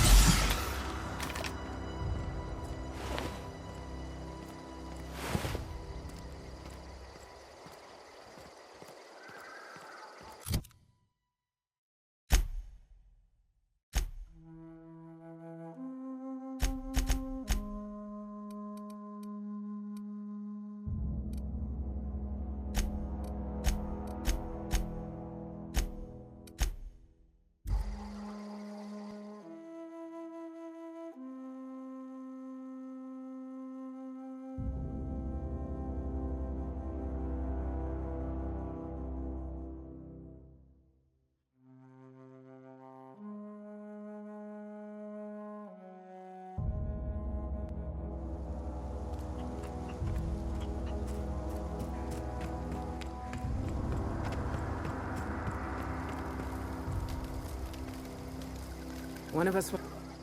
Marauders can't see us in the dark. Wild Canids, on the other hand. We didn't always get along, but I'm glad to know she's safe. What happened, anyway? Zoe joined up with a band of marauders. Zoe. The same Zoe who doesn't know a barrel from a trigger. Well, I've heard stranger things. You pretty much did my job for me. Least I could do is pay you for your trouble. Let me know if I can do something for you.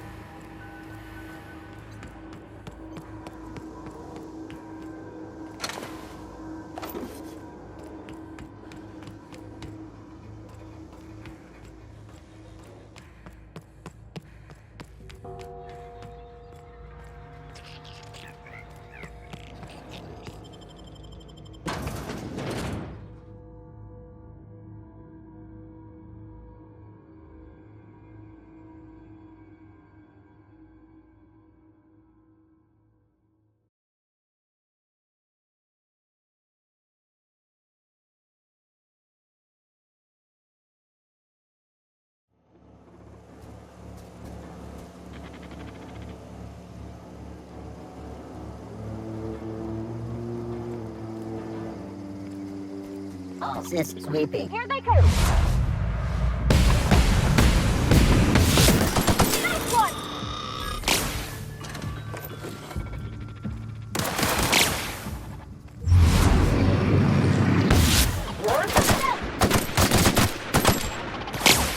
That's the last of them!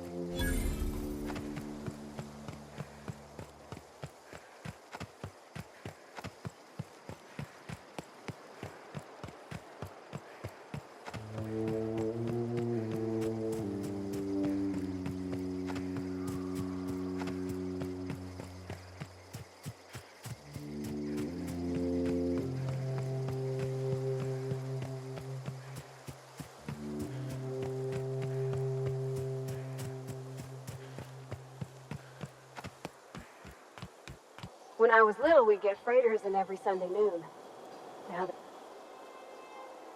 Never seen the Vale lit up like this before.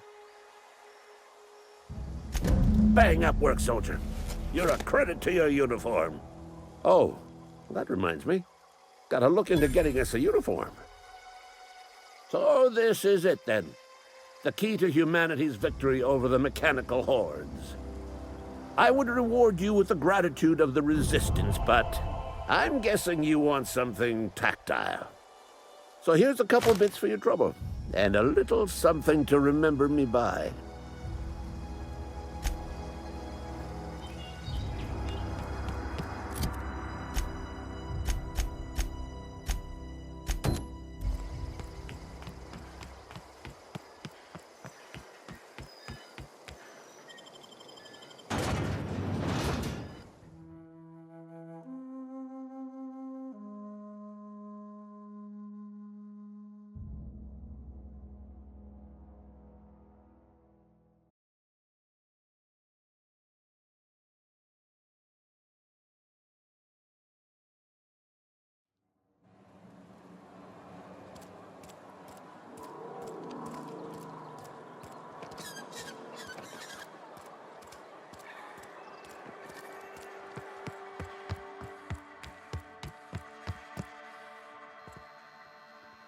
It's a fine new day in Edgewater.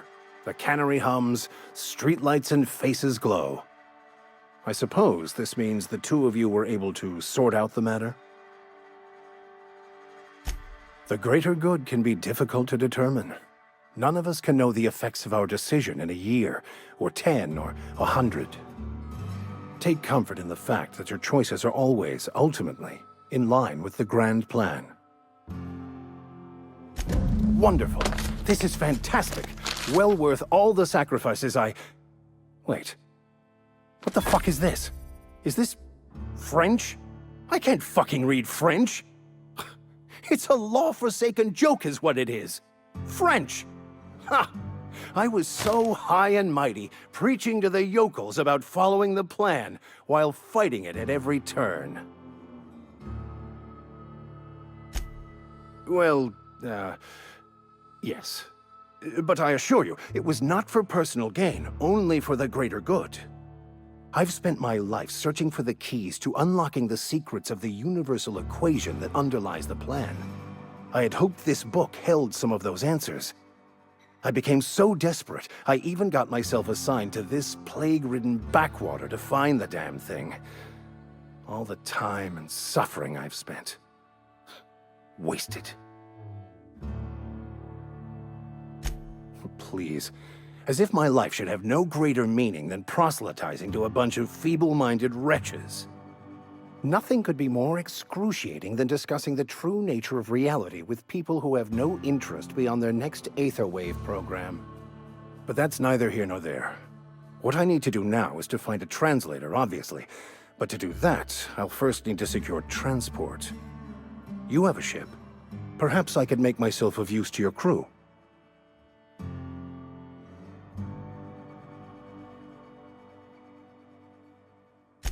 Certainly. I already gave you most of my money, but I can offer you free spiritual counseling, and I'd be happy to watch your back. I'm pretty handy with a tossball stick, or any blunt instrument, really. I'm also a passable gun hand, if it comes to that. I can usually talk my way out of conflict, though. Oh, I'm fairly competent at hacking computers as well. Fantastic. I promise you won't regret this. Edgewater's gonna miss you. Folk here always had good things to say about their vicar. Thank you, Ms. Holcomb. I'll be glad for the change of scenery, and to leave this place behind. It is my esteemed pleasure to serve as your crew vicar, Captain.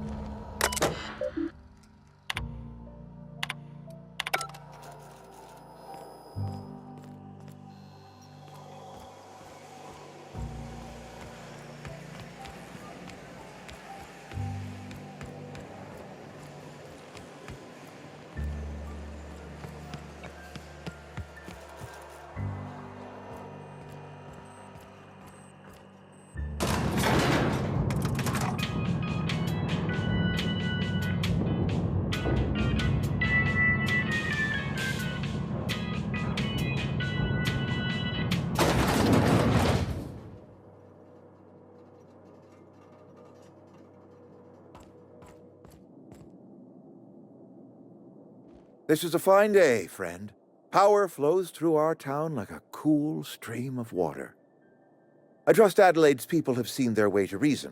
So, when can I expect them back at their posts? That's good enough for me. Adelaide and I have a history. Was unlikely she'd ever come back. But hope springs eternal. We are in your debt. I am authorizing you for a discount on all official Spacer's Choice products, courtesy of the people of Edgewater. By all means. This whole fiasco is not one I am keen on repeating. I was too hard on my own workers. I pushed them to their breaking point. With more hands at the cannery, I expect productivity will rise. I expect we'll grow. And I expect I can ask corporate to send us some more medicine. We'll survive, one way or another. Thomas Kemp? I remember him. Had to write him up for daydreaming a few too many times.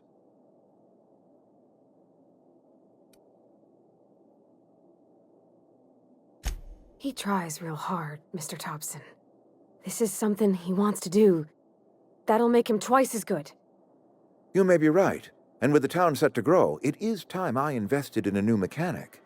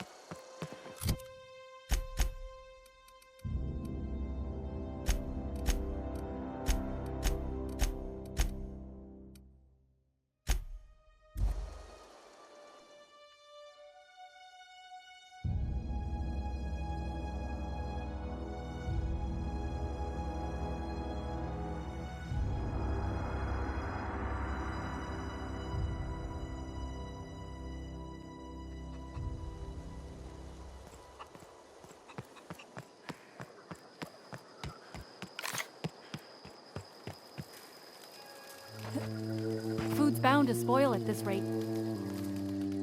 This was a nice family, you know, while it lasted. No kidding! Really? Well, which one? Ain't that just ironical? If I'd worked a little longer back at the cannery, I might have found this myself. 2 whole data pads? Be still my beating heart. Oh, almost forgot your payment. Well, don't keep me in suspense. The geothermal plant? Now that is just incredible. You really went exploring down there? Adelaide always told us it was swarming with hostile mechanicals. That's a complete set. All 3 parts. I'm gonna be the greatest engineer Halcyon's ever seen. Aside from you, Ms. Parvati, I swear, I'll do you proud. I'm glad we could help, Thomas. I've been saving something for you. Just a little contraption I found. Should fit right into your outfit. What's on your mind? Couple months. This camp's my home. People you see milling about, they're my family. At least I think of them that way. I owe them my life. Would have died in the wilderness if they hadn't chanced upon me, starving and delirious. We all left the cannery for one reason or another. Me? I was let go, mostly on account of my incompetence. I mean, I was incompetent. I couldn't even survive on my own. Grace found me, Adelaide took me in, I've been on my feet ever since. You weren't incompetent. You just didn't fit the cannery. Not like here. This place had a U-shaped hole, and now it doesn't. You could stay, you know. Here. I'd be happy to...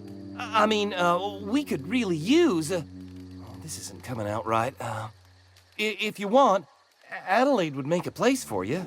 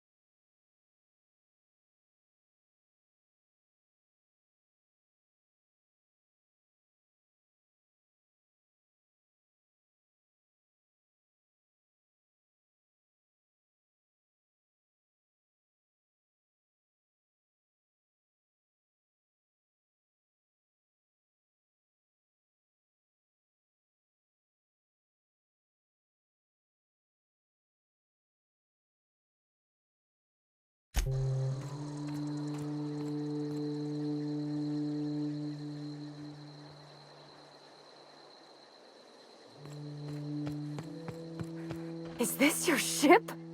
Oh my stars, she is just so handsome. Does she have a name yet? What's her drive model? Oh, gosh. Listen to me babbling. When I was in Edgewater, I dreamed of flying on a real ship, working on a real engine. belonging to a proper crew. I'm the only decent mechanic Edgewater's got, but every time I think of going back, I get this sinking feeling. Oh, it's kind of you to say that. And you're right. I wasn't happy. I want to ask you something, and you can say no. But can I come with you? I could tend to your engine. I know my G-valves from my catalyzers, and I can keep your ship singing. And if you ever need a pair of eyes watching your back, I can do that too. What do you think? Yes! I mean, thanks. You won't regret this, ma'am. Captain. I can call you Captain now. Ha! I got a captain.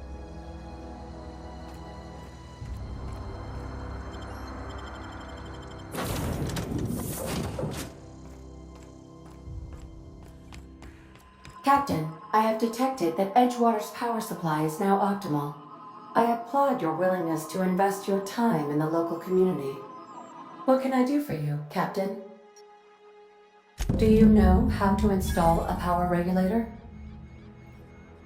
Outstanding, Captain. Your aptitude for engineering will prove invaluable in the event of another catastrophic engine failure. Our engine room is located behind you. Across the cargo bay, up the ladders.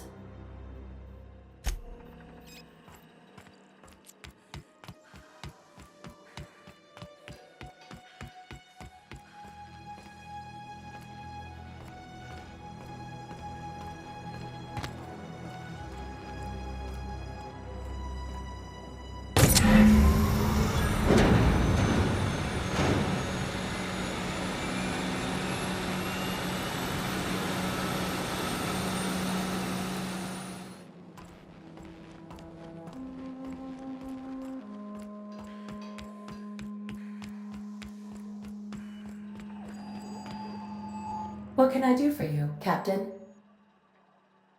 All systems are operating within acceptable parameters. I am prepared to bring the Unreliable into low-altitude orbit. This should prove an adequate test of our flight capabilities.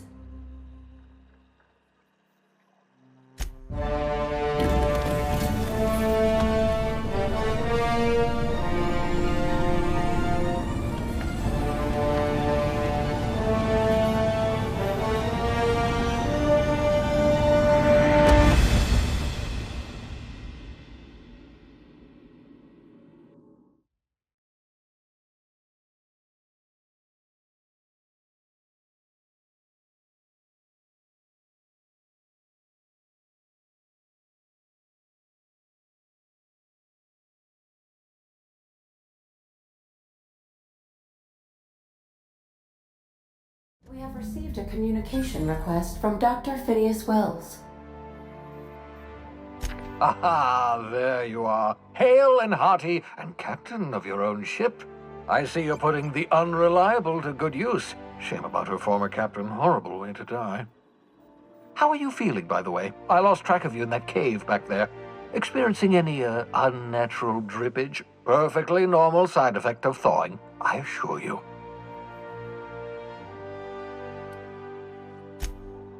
Oh, that, yes, that's probably permanent. I wouldn't worry about it, though. I'm sure you're fine. What you saw in Emerald Vale is happening all across the colony. Food shortages, lack of supplies, and basic necessities. We're dying. The chairman, the minister, and all their lackeys on the board are to blame. The Hope has some of the brightest minds Earth ever sent us. If we can revive the Hope's colonists, they can help us undo the board's mistakes. They can help us set things right. You need to get to Stellar Bay on Monarch. I have contacts there. They'll help me, help us, find the chemicals to revive your fellow colonists. Gladys Kelly, lovely woman, runs a cozy little black marketing outfit on the Groundbreaker. She can get you a nav key to land on Stellar Bay. Excellent. I'll send her a wireless. Let her know you're coming. By the way, I gave Captain Hawthorne a disguise apparatus of my own design, cutting-edge technology, years ahead of its time. I call it the Holographic Shroud. I'm sure it will prove remarkably useful to you. You'll find it in the captain's quarters. Excellent. I'll contact you once you've found a way to get to Stellar Bay. If you have any questions, come see me in my lab. And remember, don't trust the board. They'll try to win you over with promises of wealth and power, but it's a lie. The board's only interested in filling their own pockets. If we don't put a stop to them, they're going to run this colony to the ground. Transmission ended.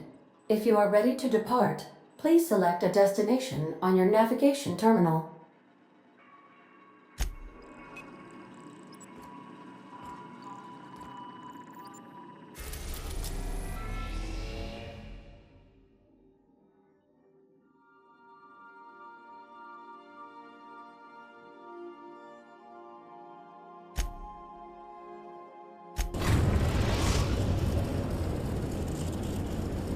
The groundbreaker has approved our request for docking, Captain. You're free to disembark. Can we talk? Hey, Captain. I heard that Groundbreaker's got a real good engineer. A lady named Junlei Tennyson. I was thinking that maybe I ought to meet her. If you got time to swing us by, I mean. I don't got much experience fixing actual spaceships. I bet you a can of Borston beans she could teach me all manner of stuff. Thanks, Captain. I'll be sure to make it worth your time. Did you want to talk about something else? What? You want me to leave? Captain, you can't mean it! Oh, that's a relief. Thanks, Captain, for letting me stick around. I mean...